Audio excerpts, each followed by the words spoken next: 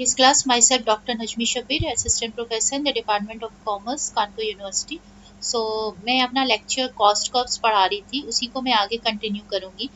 मैं कहना चाहूँगी कि ये मेरा लेक्चर इंग्लिश हिंदी मीडियम दोनों ही के लिए है, ठीक है। दोनों ही स्टूडेंट इससे पढ़ सकते हैं और समझ सकते हैं। Let's start. मैं यहाँ पे पढ़ा रही थी कि relationship between marginal cost curve and average cost curve, ठीक है। ये जो है रिलेशन जिसको हम औसत एवं सीमांत लागत वक्र कहेंगे, ठीक है। औसत वक्र और सीमांत वक्र, ठीक है। तो सीमांत लागत वक्र, तो यहाँ पे हमने देखा कि हम इस चित्र में देख रहे हैं कि दोनों ही वक्र पहले नीचे की ओर गिरते हैं और फिर ऊपर जाते हैं। इन्हें यू आकार के वक्र कहते हैं, ठीक है। और एसी एवं आईएमसी में निम्न संबंध है। तो हम यहाँ देखें औसत वक्र में, औसत लागत वक्र में और सीमांत लागत वक्र में क्या रिलेशन है, ठीक है। अभी मैं इंग्लिश में भी समझाऊंगी। दोनों ही यू आकार के वक्र हैं, दोनों ही यू आकार के वक्र हैं, ठीक है। और मैंने बताया कि औसत लागत वक्र की अपेक्षा सीमांत लागत वक्र में अधिक गहराई होती है। जब तक औसत लागत, देखो, जब तक औसत लागत वक्र में कमी होती है, ठीक है, सीमांत लागत वक्र जो होता है उससे नीचे होता है, ठीक है। जब जब हमारा औसत लागत वक्र जो होता है वो डिक्रीज कर रहा होता है, ठीक है, मतलब वो गिर रहा होता है, कम होता जा रहा होता है, तब तक जो है सीमांत लागत वक्र जो है वो उससे नीचे होता है, ठीक है। और जैसे ही सीमांत लागत वक्र उसको मिनिमम पॉइंट पर, न्यूनतम बिंदु पर काटता है और उसके ऊपर निकल जाता है, उसके बाद औसत लागत वक्र जो है वो भी बढ़ने लगता है, ठीक है।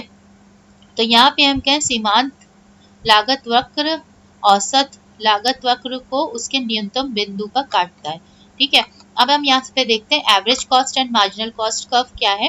देखिए दोनों ही यू शेप के होते हैं और एवरेज कॉस्ट कर्व जो होता है वो मार्जिनल कॉस्ट को marginal cost curve average cost curve को मिनिमम पॉइंट पे काटता है और उसके बाद marginal cost curve average cost के ऊपर निकल जाता है। जब तक marginal cost curve average cost के नीचे होता है, एवरेज कॉस्ट कर्व गिरता रहता है, और जैसे ही marginal cost curve average cost के ऊपर चला जाता है तो एवरेज कॉस्ट कर्व भी बढ़ने लगता है, ठीक है।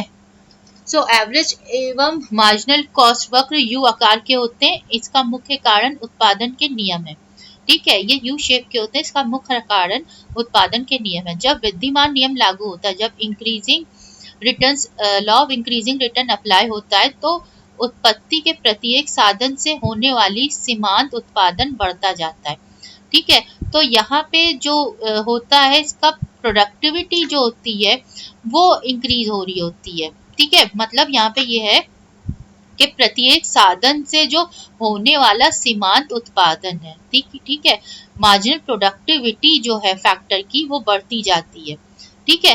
क्योंकि कौन सा रिटर्न, विद्यमान नियमन लागू होता है, लॉ ऑफ इंक्रीजिंग रिटर्न। दूसरे शब्दों में कहें तो उस साधन की उत्पादकता बढ़ती जाती है।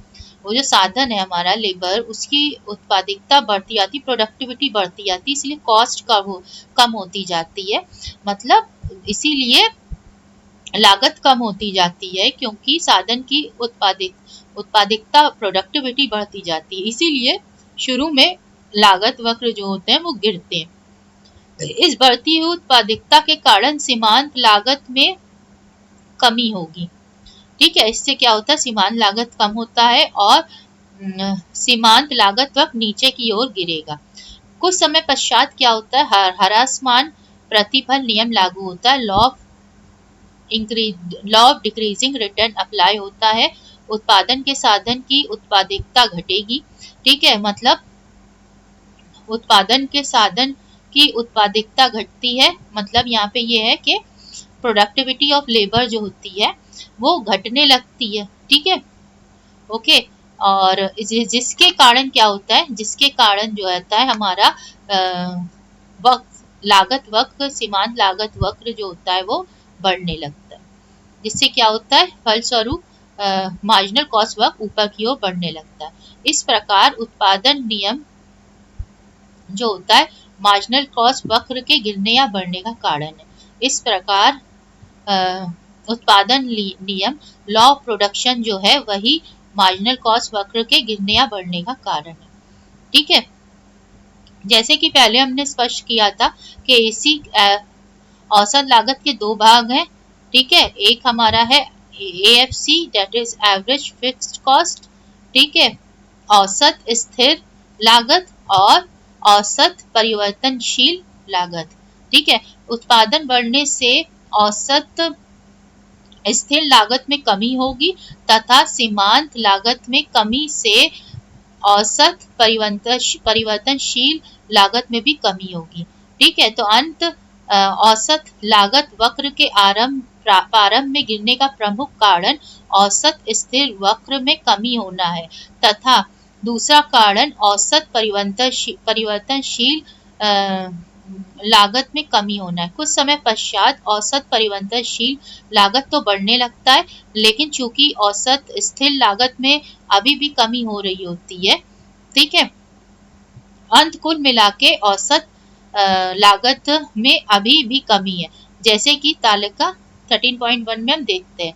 यद्यपि औसत परिवर्तनशील लागत में वृद्धि छठी इकाई से ही प्रारंभ होती है, लेकिन उसके पश्चात भी औसत लागत में कमी होती जाती है। ऐसा इसलिए है कि औसत लागत जो है औसत स्थिर लागत और औसत परिवर्तनशील लागत के बराबर होता है। ठीक है, यदि औसत स्थिर लागत में होने वाली कमी औसत परिवर्तनशील में होने वाली वृद्धि से अधिक है तो इसका कुल मिला के औसत लागत में कमी होगी।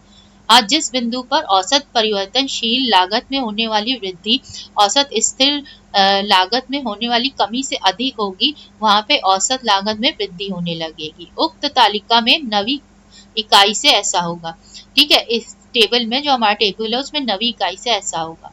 इस प्रकार हम कह सकते हैं कि यदि ह्रासमान प्रतिबल नियम प्रारंभ से भी लागू होता है, ठीक है, अर्थात सीमांत लागत एवं औसत परिवर्तनशील लागत में प्रारंभ से ही वृद्धि होती है, तो भी प्रारंभ में कुछ सीमा तक औसत स्थिर लागत में कमी के कारण औसत लागत में कमी होगी और उसके पश्चात ही उसमें वृद्धि प्रारंभ होगी। इस प्रकार हम निष्कर्ष रूप से कह सकते हैं कि सीमांत लागत वक्र के यू आकार के होने के कारण तो परिवर्तनशील उत्पादन नियम लॉ ऑफ वेरिएबल प्रोपोर्शन है, लेकिन औसत लागत वक्र के यू आकार होने के कारण स्थिर लागत है एवं उत्पादन के नियम दोनों ही हैं। ठीक है, तो हम यहाँ पे देखते हैं ये रिलेशन बहुत इंपॉर्टेंट है औसत लागत और सीमांत लागत में। ठीक है, अब इसको अगर हम इंग्लिश में देख लें तो हम यहाँ पे देखते हैं almost all the above curves, AC curve and MC curve are most commonly used because they have an important role to play in determining the equilibrium of a firm.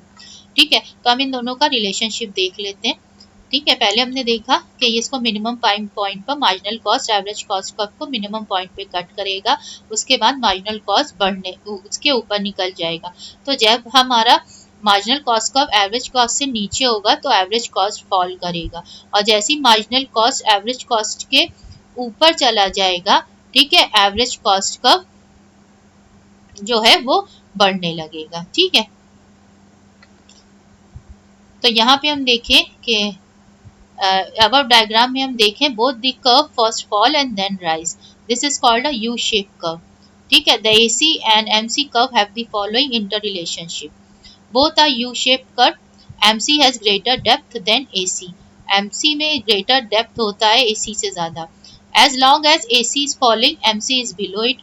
जब तक AC fall कर रहा है, ठीक है, MC उसके below होता है, और जैसे ही जो है हमारा MC उसको काटता है, and when AC start rising, MC is above it. जैसे ही MC AC को मिनिमम पॉइंट को पे काटता है, जैसे ही MC AC को मिनिमम पॉइंट पे काटता है उसके बाद AC बढ़ने लगता है। ठीक है, और MC उसके ऊपर चला जाता है। MC cut the AC curve at it lowest point, तो हम यहाँ पे देखते हैं MC AC को सबसे कम पॉइंट पर लोएस्ट पॉइंट पे कट करता है। ठीक है, तो why AC and MC curves are U shape? AC and MC curve are U-shaped because of the laws of production and the existence of fixed cost। तो हम यहाँ पे देखते हैं AC and MC curve U-shape में क्यों होते हैं, क्योंकि उत्पादन के नियम की वजह से और फिक्स कॉस्ट के एग्जिस्टेंस की वजह से। ठीक है, जब इंक्रीजिंग रिटर्न्स एप्लीकेबल होता है तो marginal product of a factor increase करता है। ठीक है, in other words the production capacity of the factor goes on increasing. ठीक है, the increase in this capacity result in decrease in marginal cost.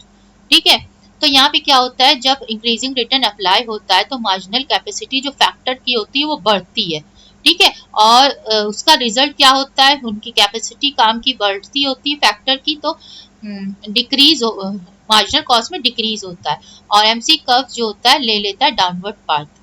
ठीक है, आफ्टर अ पॉइंट क्या होता है कि डिमिनिशिंग रिटर्न्स जो होता है वो अप्लाई हो जाता है, डिमिनिशिंग रिटर्न अप्लाई हो जाता है, मार्जिनल प्रोडक्ट फैक्टर का गो डाउन करता है, उनकी कैपेसिटी कम हो जाती है लेबर की, तो उसके बाद उनका डिक्रीज हो जाता है मार्जिनल प्रोडक्ट में। तो इससे मार्जिनल प्रोडक्ट में जब डिक्रीज हो जाता होता है क्योंकि कैपेसिटी जो होती है लेबर की कम हो जाती है, तो marginal cost curve will take an upward path. तो मार्जिनल कॉस्ट कर्व लेता है अपवर्ड पाथ।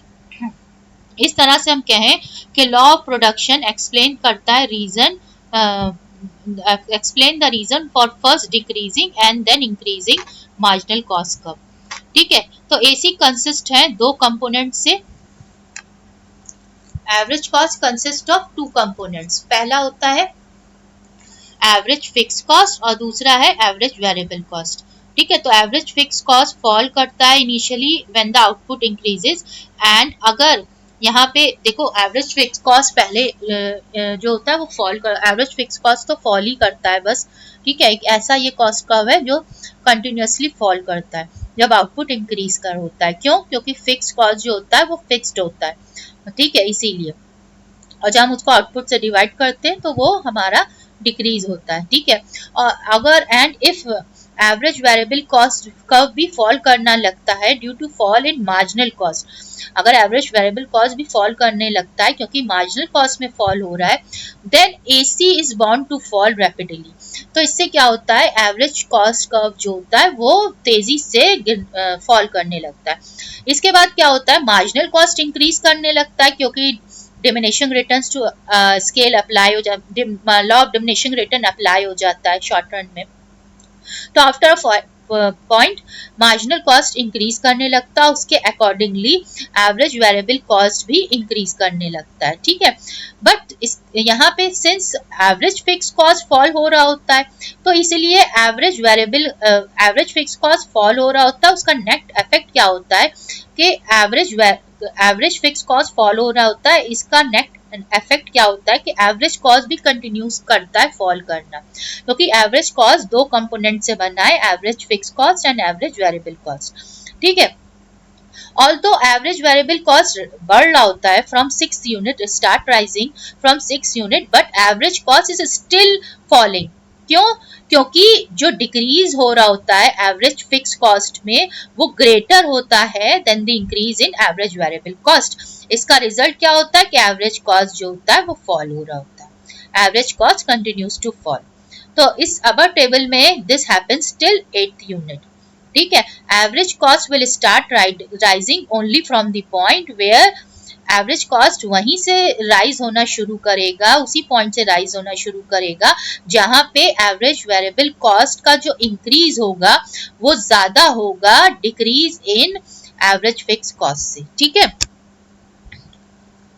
तो average cost will start rising only from the point, average cost वहीं से स्टार्ट होगा राइज करना कि जहां पे इंक्रीज जो हो रहा है एवरेज वेरिएबल कॉस्ट में वो ज्यादा हो than the decrease in average fix cost. तो ये टेबल में कहाँ से स्टार्ट होता है, ये 9th यूनिट से स्टार्ट होता है। अभी मैं टेबल आपको दिखाऊंगी। तो thus we can say that if diminishing return start applying right from the beginning, अगर हम ये कहें कि diminishing return जो है बिगनिंग से स्टार्ट हो जाए तो हम क्या कहेंगे कि, और इन अदर वर्ड्स हम कहें both marginal cost and average variable cost जो हो वो इंक्रीज हो रहे हो बिगनिंग से ही, तो average cost curve will initially decrease अगर हम ये कहें दूसरे वर्ड में कि marginal cost and average cost curve जो इंक्रीज हो रहे हैं अगर बिगनिंग से ही, तो average cost curve will initially decrease due to steep fall in average fix cost. Average cost curve जो है डिक्रीज करेगा क्योंकि एवरेज फिक्स कॉस्ट में फॉल हो रहा है। And only after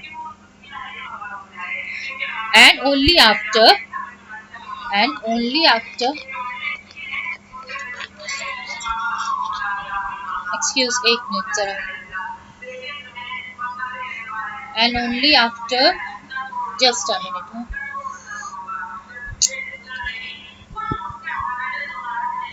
and only after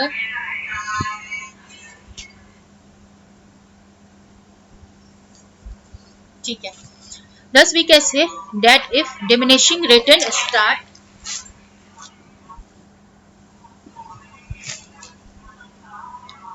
so अगर हम thus we can say that if diminishing returns start applying right from the beginning, ठीक, और in other words हम ये कहें कि both marginal cost and average variable cost are increasing from the beginning, the average cost curve will initially decrease। average cost curve initially decrease करेगा क्योंकि average fixed cost curve में fall हो रहा है। and only after sometimes it will start rising, और कुछ समय बाद वो स्टार्ट राइज होने लगेगा। thus it will always be a U shape। तो हम कंक्लूजन में कह सकते हैं जो U शेप का रीजन मार्जिनल कॉस्ट कर्व का है वो लॉ ऑफ वेरिएबल प्रोपोर्शन है, लेकिन reason for U shape of AC curve जो है वो both fix cost as well as law of returns है। ठीक है, तो आप ये इसका टेबल देख लें जो मैं आपको टेबल बताया था, see the table.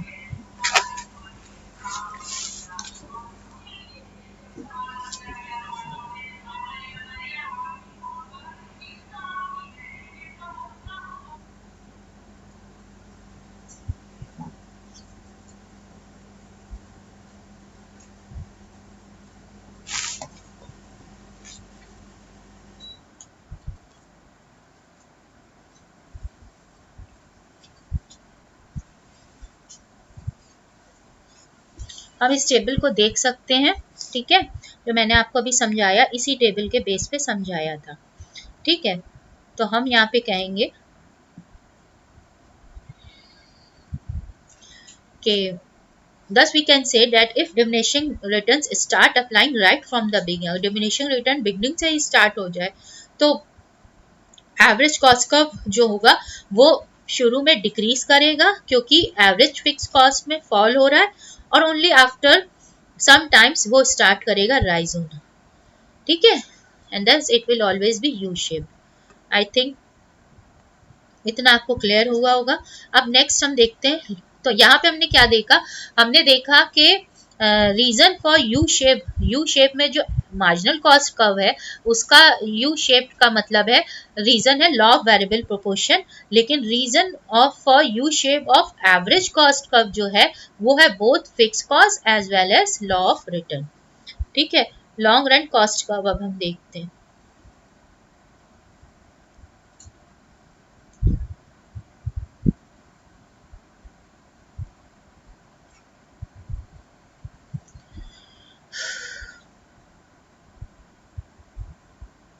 Long run cost curve जो है हमारे, वो आपने देखा कि लॉन्ग रन कॉस्ट कर्व जो है हमारा ओरिजिन से स्टार्ट होगा।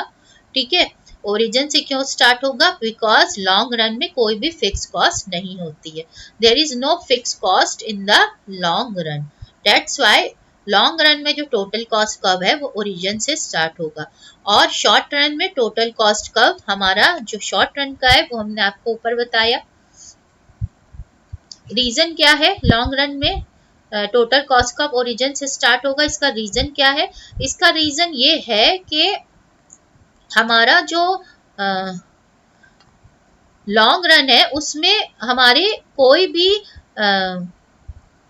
भी हमारा, एक मिनट ये दे, लॉन्ग रन में कोई भी हमारा जो कोई भी फैक्टर फिक्स नहीं होता है, सारे फैक्टर्स वेरिएबल होते हैं, इसीलिए लॉन्ग रन में टोटल कॉस्ट कर्व जो होता है ओरिजिन से स्टार्ट होता है। और शॉर्ट रन, ये हमारा शॉर्ट रन का टोटल कॉस्ट कर्व जहाँ पे हमारा फिक्स कॉस्ट है।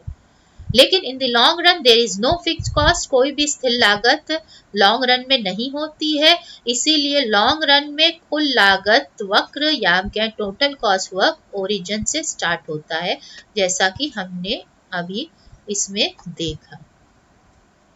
ठीक है,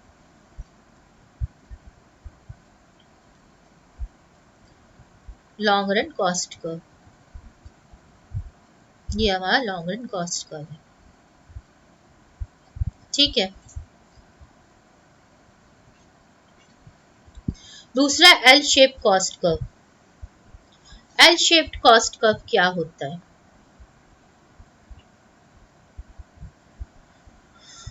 आप लोग इस टेबल को पहले बना लें जिसके हिसाब से मैंने average cost and marginal cost बताया है। First please note this table. ये पूरे कॉस्ट कर्व के रिलेशन को, संबंध को बता रहा है।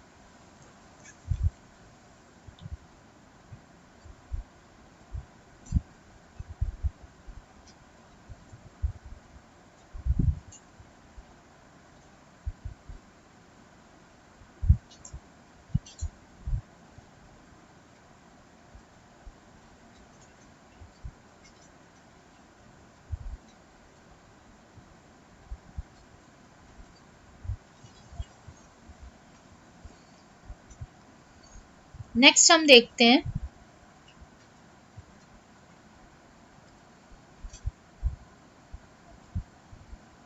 L shape cost curve. देखिए, आपने देखा होगा कुछ गुड्स होते हैं जहाँ पे in case of some goods we continuously get increasing returns to scale. ठीक है, कुछ गुड्स में हमें continuously increasing returns to scale मिलता है और consequently average cost continuously fall करता है। ठीक है, तो ये हमारा क्यों होता है कि हमारा जो एवरेज कॉस्ट है वो कंटिन्यूसली फॉल कर रहा है। ठीक है, ये ordinary happens in those goods, ये उन गुड्स में होता है जिसमें टेक्नोलॉजिकल इम्प्रूवमेंट जो होता है वो जल्दी कंटिन्यूसली टेक प्लेस करता है। ठीक है, और because of this technological improvement average cost जो होता है वो कंटिन्यूज टू डिक्रीज करने फॉल होने लगता है। ठीक है, जिसमें टेक्नोलॉजिकल इम्प्रूवमेंट बहुत तेजी से होता है उसमें जो है हमारा एवरेज कॉस्ट फॉल करने लगता है। ठीक है, तो एल शेप कॉस्ट कर्व जो है, L shape cost curve is ordinary found in electronic goods, computers etc.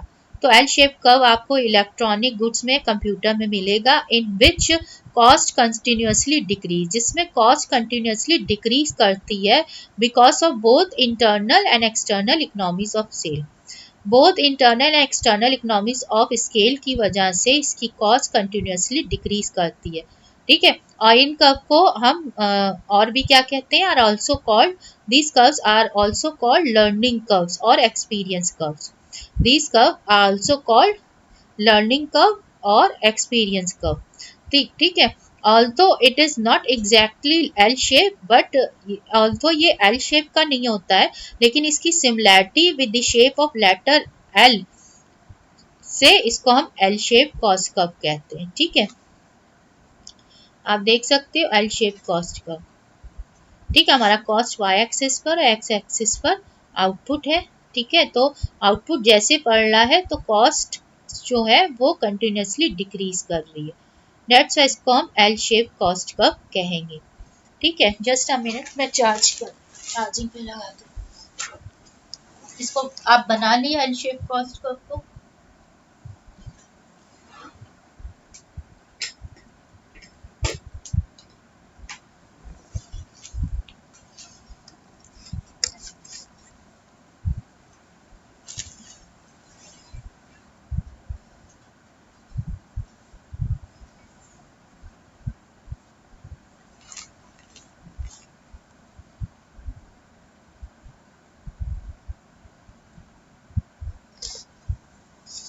Next है opportunity cost concept. Opportunity cost concept जो है उसका स्पेशल इम्पोर्टेंस है कॉस्ट एनालिसिस में। Generally cost is taking as the amount of expenditure incurred on factors of production. ठीक है, cost जो ली जाती है वो किस लिए ली जाती है? As the amount of expenditure incurred on factors of production. ठीक है, ठीक है। However, many a times no expenditure is actually incurred। बहुत टाइम ये होता है कि कोई एक्सपेंडिचर इंकर्ड नहीं होता एक्चुअल में, but still a factor resources has been used. ठीक है, तो we have the still factor resource has been, we must account for this resource use for a correct valuation of cost. We have called it as implicit cost in the beginning of this chapter. This cost need to be elaborated now। ठीक है,